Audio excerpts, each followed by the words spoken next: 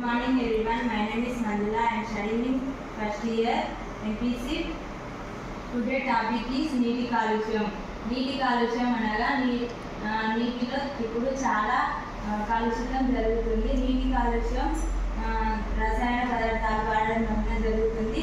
ఫ్యాక్టరీల నుండి వచ్చే రసాయన పదార్థాలు ప్రాంతాల నుండి వచ్చే మురికి కాలువలు ప్రవహించి నీటిలో కలవడం వలన నీటి కాలుష్యం జరుగుతుంది. నీటి కాలుష్యం ఇప్పుడు ఎక్కువగా జరుగుతుంది. రసాయన విగ్రహాలను నీటిలో వేయడం వలన విదేశీల నుండి వచ్చే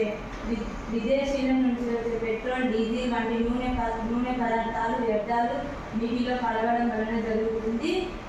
ఇలా నీటి కాలుష్యం జరగడం వలన నీటిలో ఉండే జీవులు మరియు చేపలు వంటివి చనిపోతున్నాయి.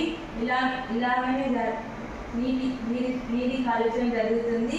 ఈ నీటిని మానవులు ఉపయోగించడం వలన, తాగడం వలన అనేక రోగాలు వస్తున్నాయి.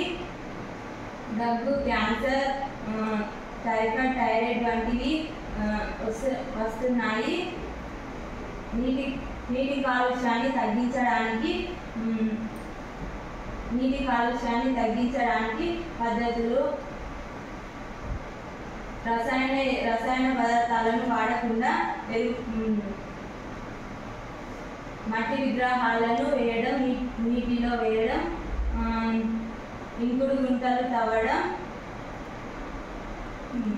మరిగించిన నీటిని త్రాగడం వంటివి చేయాలి. Thank you.